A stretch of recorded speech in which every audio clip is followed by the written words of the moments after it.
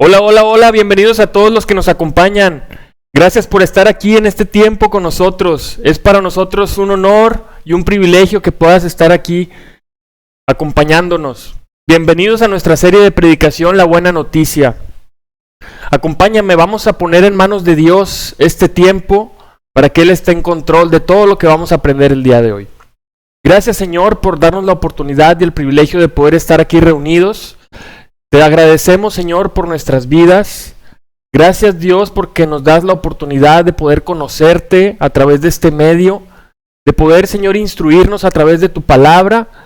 Dios, te pedimos que me utilices de manera poderosa para que tu Espíritu Santo pueda ser transmitido de la manera más adecuada. Y te oramos, Dios, para que estés en control de nuestra reunión. Gracias por la vida de mis hermanos, de la vida de los amigos que nos acompañan. Gracias por nuestra familia, Dios. Agradecemos, Señor, que nos concedas este privilegio de estar reunidos. En tus manos ponemos este tiempo, en el poderoso nombre de tu Hijo amado Jesús. Amén. Amén. Vamos a continuar con nuestro taller, La Buena Noticia. Estoy muy entusiasmado por lo que representa el poder hablar acerca del Evangelio. Sin duda es un gran reto, es una responsabilidad, pero que sin duda Dios nos deja a todos y cada uno de nosotros para poder transmitirla de la mejor manera. Esta buena noticia sin duda nos va a ayudar mucho a entender quiénes somos, quién es Dios y ahora qué es lo que nos corresponde a cada uno de nosotros. Vamos a comenzar nuestra serie de predicación. Hoy en nuestro capítulo 1. Basado en esta escritura impactante que es 2 Corintios 4, versículo 6, dice: Cuando Dios creó el mundo dijo, que brille la luz donde ahora hay oscuridad. Y cuando nos permitió entender la buena noticia, también iluminó nuestro entendimiento, para que por medio de Cristo conociéramos su grandeza. Cuando Dios creó el mundo, lo iluminó con su luz. Pero cuando Dios nos dio a entender, nos dio la comprensión y la sabiduría de la buena noticia, es decir, el Evangelio de Cristo, también Dios, con ese poder con el que iluminó el mundo, ha venido a iluminar nuestro entendimiento. Y de eso trata nuestro taller, de eso trata el que hoy podamos abrir nuestros corazones, abrir nuestra mente para que podamos entender la buena noticia de Cristo a nuestras vidas, la noticia de Dios para cada uno de nosotros, y así podamos conocer la grandeza de nuestro Dios. Vamos a iniciar hoy nuestro capítulo 1 titulado ¿Qué es el Evangelio? ¿Qué es el Evangelio? Es una buena pregunta. Para muchos puede decir, no, pues yo ya sé qué es el Evangelio, ¿no? Pero podríamos pensar que es una pregunta fácil. Y sobre todo para los cristianos pensamos que podemos responderla fácilmente. Pero si le hiciéramos esta pregunta a 50 cristianos, probablemente obtendríamos 50 respuestas diferentes. ¿Qué es el Evangelio? ¿Qué es la buena noticia de Dios para la humanidad? En pantalla puedes encontrar estas palabras que en resumen nos dicen qué es la buena noticia. ¿Qué es el Evangelio? Dice, el Evangelio es la buena noticia acerca de lo que Dios ha hecho mediante la muerte y la resurrección de Cristo. En el análisis más detallado acerca de la buena noticia, acerca del Evangelio, en toda la Biblia, la encontramos en la carta de Pablo a los Romanos, especialmente en los primeros 4 capítulos. Hoy vamos a hacer un pequeño estudio de algunos versículos de estos capítulos de Romanos para poder comprender qué es el Evangelio, a qué Dios nos ha llamado a cada uno de nosotros. Pablo comienza su proclamación de la buena noticia dando malas noticias, así como lo escuchas, dando malas noticias. Así como hay buenas noticias, también hay malas noticias, pero es importante ver de qué se trata, a qué se refiere Pablo con estas malas noticias. Romanos 1:18 dice la Escritura: ciertamente la ira de Dios viene revelándose desde el cielo contra toda impiedad e injusticia de los seres humanos, que con su maldad obstruyen la verdad. Romanos 1, 21 al 23. A pesar de haber conocido a Dios, no lo glorificaron como a Dios ni le dieron gracias, sino que se extraviaron en sus inútiles razonamientos y se les oscureció su insensato corazón.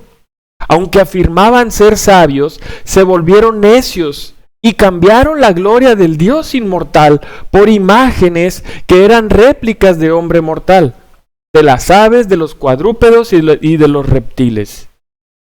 Romanos 2, versículos 1 al 2. Por tanto, no tienes excusa tú, quien quiera que seas, cuando juzgas a los demás, pues al juzgar a otros te condenas a ti mismo, ya que practicas las mismas cosas. Ahora bien, sabemos que el juicio de Dios contra los que practican tales cosas se basa en la verdad. Continuamos en Romanos 3, del 9 al 12. ¿A qué conclusión llegamos? ¿Acaso los judíos son mejores? ¿Somos mejores? De ninguna manera.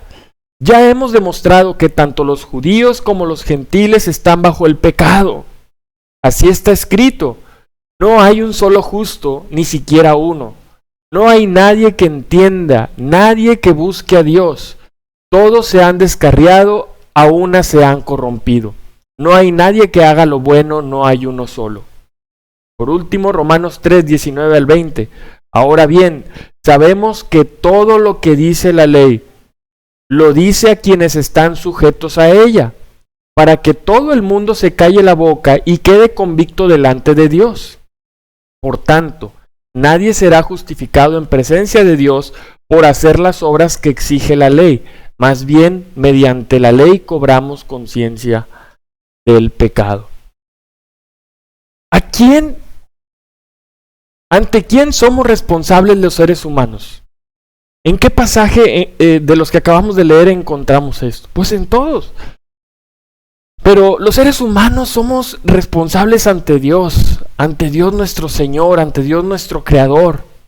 Dice la Escritura que la ley de Dios condena nuestros pecados. Así que todo el mundo somos responsables de rendir cuentas ante Dios. También leímos que la ira de Dios se revela contra nosotros, lo que indica que tenemos una responsabilidad moral ante Él. Acabamos de leer que el juicio de Dios cae sobre los que practican la maldad, lo que indica una vez más que nuestra responsabilidad es delante de Dios. Así de simple. ¿Qué requiere Dios de nosotros? ¿Qué requiere Dios del mundo? ¿Qué requiere Dios de la gente? Dios quiere que las personas le honren. Dios espera que las personas seamos agradecidas con Él. Dios espera recibir la adoración que Él se merece de nuestra parte.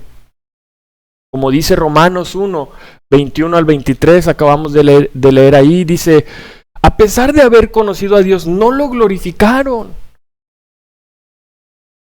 No le dieron ni las gracias. Dice, se extraviaron en sus inútiles razonamientos y su corazón se les oscureció.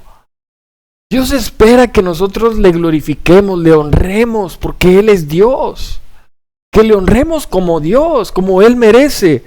Que seamos agradecidos. Eso es lo que Dios espera de la gente. ¿Algún ser humano ha hecho lo que Dios quiere de nosotros?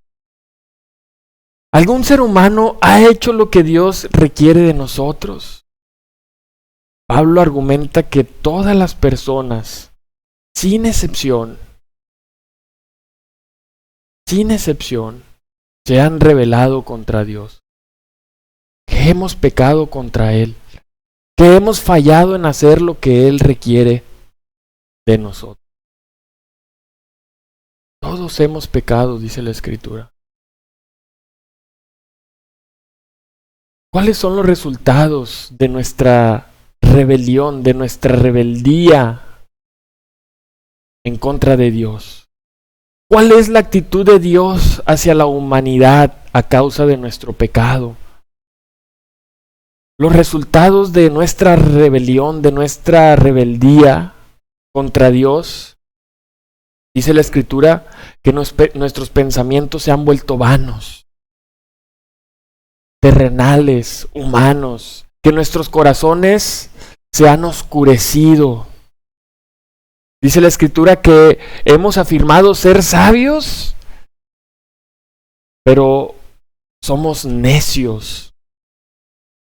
Hemos degradado a nosotros mismos, adorándonos como ídolos.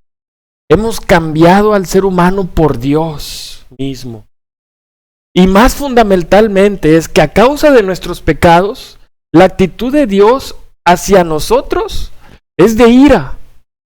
Hay un enojo de parte de Dios. Dios está enojado con nosotros debido a nuestros pecados. Hay un castigo a causa de nuestros pecados. A menos que nos arrepintamos de nuestros pecados y comencemos a confiar en Cristo Jesús. ¿Has oído alguna vez un evangelio o un mensaje que minimiza o ignora estas malas noticias de Pablo? Que explica dentro de estos 4 capítulos. ¿Has escuchado un mensaje que devalúa el costo? ¿Has escuchado algún mensaje que ignora esta parte tan importante del evangelio? ¿Cómo evaluarías a la luz de estas escrituras ese mensaje? ¿Qué calificación le darías? Por lo menos como un mensaje pobre. Ahora, ¿cuáles serían los resultados de esos mensajes que aparentan ser el evangelio? Que ignoran el pecado, que ignoran la ira de Dios contra el pecado. En primer lugar, pues mayor ignorancia del evangelio. Ese mensaje no contiene un conocimiento correcto acerca de Dios, acerca de quién es Dios. Ese mensaje no produce un temor de Dios. Por ende, nos hace vivir de la misma manera, sin consecuencias, en libertinaje, viviendo bajo nuestros propios criterios, nuestros vanos y sabios pensamientos, pero distantes de la presencia de Dios. Este mensaje trae como resultado que no produzca un arrepentimiento verdadero en nuestras vidas. ¿Por qué es tan importante que conozcamos esta otra parte del evangelio? Muchas veces queremos hacerlo más atractivo hacia la gente, pero ¿es en realidad el problema de la humanidad el que estamos predicando? El gran problema de todos y cada uno de nosotros aquí en la tierra es que nuestros pecados hacen que Dios esté enojado con nosotros y por ende hemos de recibir su castigo. Muchas veces las personas tenemos la tendencia a presentar muchos otros problemas como el principal problema de los seres humanos. Por ejemplo, muchos cristianos comunican que nuestro problema principal son las enfermedades, o es la muerte, o la pobreza, o una relación rota, o una baja autoestima, una falta de propósito en la vida. Incluso muchos presentan a la política como el principal problema de la humanidad. Pero según Pablo, ¿cuál es el problema más fundamental que tiene la gente? El problema más fundamental que la gente confronta es la ira de Dios. Dios es nuestro problema porque hemos pecado contra Él. Él es perfectamente santo, Él es puro, Él es justo y Él va a castigar todo pecado. Entonces, ¿qué podemos concluir de esto que Pablo señala como malas noticias? ¿Qué podemos concluir? Toda la gente es responsable ante Dios, quien es nuestro santo Creador y Señor, y quien es digno de nuestra adoración y de nuestra obediencia. todos, absolutamente todos, somos responsables ante Dios. Y 2, todas las personas se han rebelado contra Dios. Continuamente pecamos contra Dios. Es por eso que somos objetos de la ira de Dios. Qué importante es conocer esta parte del Evangelio. Si nosotros la abolimos, si nosotros la ocultamos, entonces no podemos formar parte de los planes de Dios. Es necesario tener una teología correcta de quién es Dios. Es necesario tener un conocimiento de esta parte tan importante, porque es a causa de nuestros pecados que hay una división entre Dios y nosotros, porque Dios es santo. Dios no compagina con el pecado. Hay una gran barrera. Dios está en la luz y nosotros en la oscuridad. Vivimos en un mundo de tinieblas, de maldades. Pero hoy nosotros tenemos una gran oportunidad, el arrepentimiento. Vamos a hablar un poco más acerca del arrepentimiento. ¿Cuál es la solución que Dios le da a este problema que Pablo presenta durante estos primeros 3 capítulos? Romanos 3, 21 al 26. Dice, pero ahora, sin la mediación de la ley, se ha manifestado la justicia de Dios, de la que dan testimonio la ley y los profetas. Esta justicia de Dios llega mediante la fe en Jesucristo a todos los que creen. De hecho, no hay distinción, pues todos han pecado y están privados de la gloria de Dios. Pero por su gracia son justificados gratuitamente mediante la redención que Cristo Jesús efectuó. Dios lo ofreció como un sacrificio de expiación, literalmente propiciación, que se recibe por la fe en su sangre, para así demostrar su justicia. Anteriormente en su paciencia, Dios había pasado por alto los pecados, pero en el tiempo presente ha ofrecido a Jesucristo para manifestar su justicia. De este modo Dios es justo y a la vez el que justifica a los que tienen fe en Jesús. Más adelante, Romanos 4, versículos del 4 al 5. Ahora bien, cuando alguien trabaja no se le toma en cuenta el salario como un favor, sino como una deuda. Sin embargo, al que no trabaja, sino que cree en el que justifica al malvado, se le toma en cuenta la fe como justicia. Entonces, encontramos aquí la solución de Dios al problema de la humanidad. La solución al problema Dios la ha dado, y esa es la muerte y la resurrección de Cristo. Dios ha dado a su Hijo en sacrificio como propiciación, es decir, se ha puesto en nuestro lugar, vino a ocupar el lugar que a nosotros nos correspondía, vino a morir por nuestros pecados. La gente recibe esta salvación por fe, confiando en Cristo para ser salvos. Es el medio que Dios ha dispuesto para nuestra salvación. Nosotros somos salvos cuando recibimos esa fe, cuando creemos fielmente y depositamos nuestra confianza en la cruz de Jesús. La verdadera fe implica reconocer que uno es pecador y necesita apartarse del pecado, ya no vivir más de acuerdo a nuestra propia naturaleza. Esto es lo que la Biblia llama el arrepentimiento. El arrepentimiento. Y ahorita vamos a hablar un poco más acerca de eso. La palabra propiciación viene del latín propitiato, volver favorable. Doctrina según la cual el sacrificio de Cristo en el Calvario hizo que Dios fuera favorable a la humanidad caída y enferma por el pecado. Hizo que Dios fuera favorable a la humanidad. Esta es la propiciación, el regalo que Dios nos ha dado en favor de nosotros los caídos, de nosotros los perdidos. a causa de nuestros pecados, enfermos por nuestros pecados. Entonces, ¿quiénes necesitan la propiciación? Nosotros. ¿Por qué?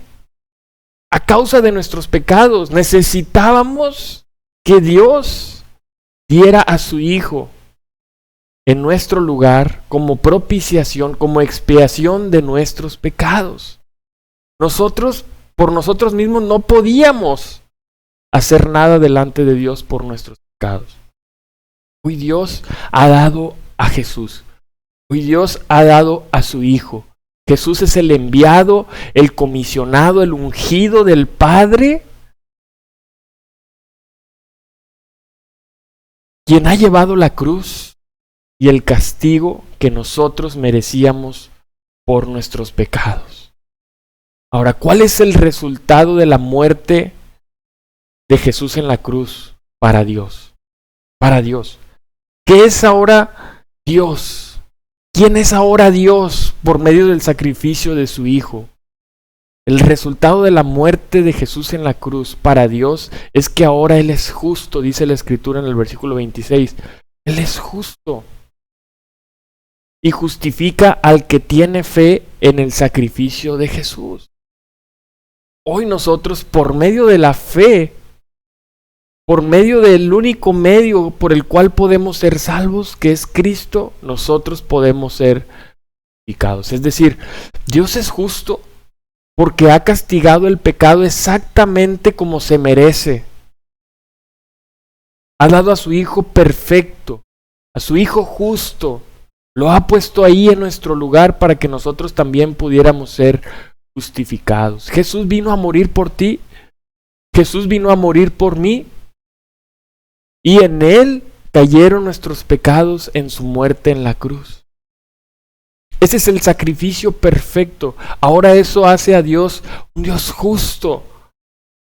Es capaz de declarar justo a aquellos que confían en Jesús, aun y cuando somos pecadores. Nosotros no merecemos, pero a esto se le llama la gracia de Dios, el amor de Dios, el perdón de Dios, que aun siendo pecadores, no merecíamos que Jesús viniera en propiciación por nosotros. Esa es la gracia de Dios. Ese es el amor de Dios. Esa es la buena noticia del Evangelio de Jesucristo. ¿Cuál es el resultado de la muerte de Cristo en la cruz en favor de aquellos que creen en Él? El resultado de su sacrificio es que aquellos que creen en Él somos justificados solamente mediante la fe en Él.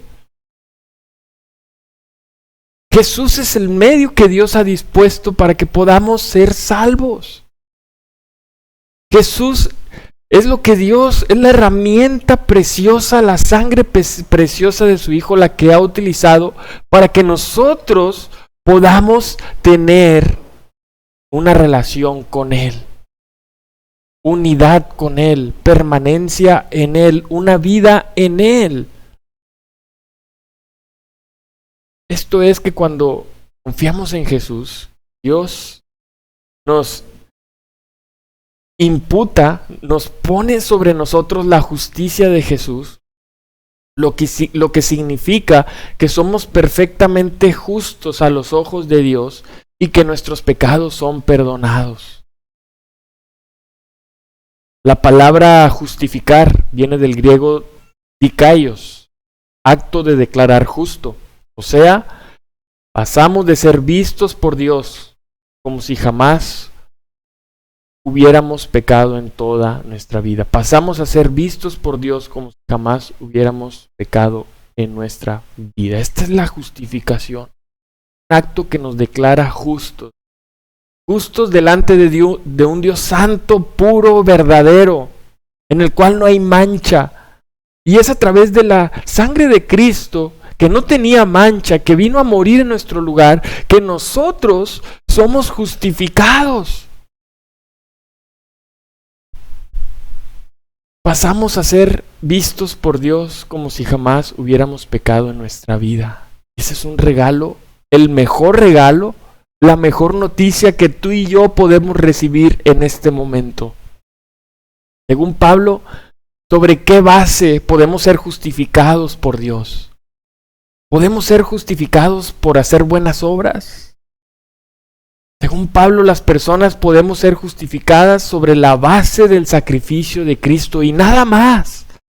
No hay otra cosa, ningún medio, ninguna otra persona que haya dado la vida por nosotros, sobre la cual Dios nos haya redimido. Solamente es Cristo. Solamente su sangre preciosa es la que nos ha justificado. Su sangre es la que nos expía de nuestros pecados y su justicia Dios la viene a poner sobre nosotros. Recibimos este sacrificio expiatorio y la justicia solamente a través de nuestra fe en Cristo Jesús. Entonces, podemos resumir esta explicación de Pablo de la buena noticia en estos pasajes en dos puntos principales. El primero de ellos, al poner a Cristo como propiciación, Dios abrió un camino para que los pecadores culpables, inmerecedores, pudiéramos recibir el perdón de pecados, para que la ira de Dios se apartara de ellos y fuesen declarados justos a los ojos de Dios. ¡Qué regalo tan más divino tenemos el día de hoy! ¡Qué regalo tan más precioso tenemos a nuestra vista el día de hoy, a nuestro alcance! Esa es la mejor noticia que podemos recibir en la vida. Es el mejor regalo que Dios nos ha dado, la sangre de su Hijo. Pero para nosotros hoy es importante. Para nosotros es un valor que nosotros apreciamos. ¿Qué significa para ti el Evangelio de Cristo? ¿Incluye esta parte del sacrificio de Cristo que murió en tu lugar para ser justificado ante los ojos de Dios? Un Dios santo y puro. En nuestra condición pecaminosa, nosotros no merecíamos esto, pero Dios lo ha dado. Es la gracia de Dios. Y dos, la manera en que recibimos esta salvación es por la fe en Jesús, por confiar solo en Él para salvarnos, no por ninguna buena obra que hagamos. Ahora, aquí es algo bien importante, que podamos estudiar con más profundidad acerca de esto. Ahorita hablamos de arrepentimiento. Ahorita hablábamos de poder dejar nuestras vidas pasadas a un lado. Dejar nuestro pecado. Arrancarlo ya de nuestro estilo de vida. Estamos hablando de que sí es necesario y somos salvos por la fe en el único medio que es Cristo para la salvación. Pero no significa que digamos, yo creo en Él y mi estilo de vida sigue siendo el mismo, manchado. Y mi estilo de vida no tenga un cambio o una transformación y yo viva sin temor de Dios. De eso no se trata el Evangelio. El hecho de tener fe en Cristo implica que mis obras van de acuerdo a mi fe. No son mis obras las que me justifican, es mi fe. Pero mi fe me hace vivir de acuerdo a la justicia de Dios, de acuerdo a los planes de Dios. Ya no bajo mis propios pensamientos o mi sabiduría vana y humana, en mi necedad. Dios ya no espera que vivamos así, dice la Escritura, que ahora espera que nosotros seamos agradecidos con Él. Y eso implica un cambio en nuestro estilo de vida. No significa solamente agradecerle a Dios en la oración de la mañana. Es vivir agradecidos en alabanza a Dios. Que nuestro estilo de vida muestre que estamos en realidad agradecidos por ese regalo de la justificación, de la propiciación de Cristo por nuestros pecados. Esto es lo que implica un arrepentimiento. Ya no vivir más de acuerdo a nuestra naturaleza pecaminosa. Ya no vivir más bajo criterios humanos. Ya no vivir más de acuerdo a nuestras pasiones mundanas. Ahora Dios espera que nosotros vivamos para su justicia. Esto es la gran noticia. Este es el Evangelio. Esto es lo que Dios espera de todos y cada uno de nosotros. Ahora, ¿cómo podemos resumir lo que acabamos de aprender el día de hoy? En primer lugar, ¿quién es Dios? ¿Conocemos en realidad quién es Dios? Sabemos que Dios es puro, sí, que Dios es justo, sí, pero que está airado con el pecado, que no compagina un Dios santo con la maldad o con la oscuridad. Dios es el creador de todas las cosas. Él es perfectamente santo, digno de toda adoración. Y sí, castiga al pecado. Lo que nos debe de llevar a pensar en dónde está nuestra fe, en Cristo. Ahora, vimos ahora que nuestra fe no solamente implica creer en Él y decir, sí, yo creo en Dios, sino ahora vivir en arrepentimiento por nuestros pecados. Esa es la primera parte que necesitamos entender. La segunda, el hombre. Somos creados a imagen de Dios y ese es otro gran regalo. Pero por nuestros pecados somos hostiles a Dios. Vivimos en desunión, no en comunión con el Padre. Y estamos sujetos a la ira de Dios. Son nuestras maldades, nuestras iniquidades, nuestros pecados los que nos hacen estar distantes de Dios. Ponte a pensar, ¿quién quiere estar lejos de Dios? Dios es nuestro Padre, es nuestro Creador, somos creados a su imagen. Pero hoy nosotros necesitamos regresar al Padre. Necesitamos darnos cuenta de nuestra condición espiritual y que esa condición nos separa de nuestro Padre, de nuestra relación íntima con Él. La buena noticia del Evangelio es Cristo, que murió en la cruz para recibir la ira de Dios en lugar de todos los que creen en Él. Y se levantó de la tumba para dar vida eterna a su pueblo. Esta es la gran noticia, amigo, que hoy nos acompañas. Es Cristo Jesús. Hoy tu fe, tu vida está depositada en Él. Tal vez tú creas en Dios, creas en Jesús, pero ¿qué tal tu estilo de vida?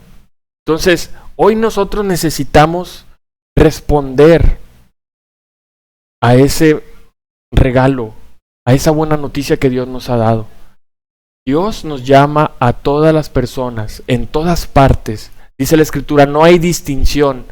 Es decir, que todos hemos de rendir cuentas a Dios. Todos estamos llamados a arrepentirnos de nuestros pecados y a confiar en Cristo para ser salvos. Entonces, en resumen, concluimos que nuestro estilo de vida sí es importante. Nuestra fe en Cristo nos justifica, pero hoy necesitamos ir más allá, cuestionarnos si en realidad nuestra fe está puesta en Dios, está puesta en Cristo, o en qué está puesta el día de hoy.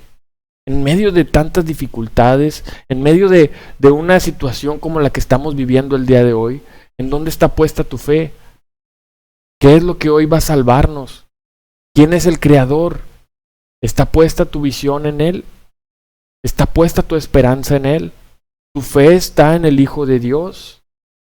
Hoy pudiéramos hablar del que el gran problema que tiene la humanidad es la enfermedad, que es la economía, que es la política, etcétera. Pero ese no es nuestro problema en realidad.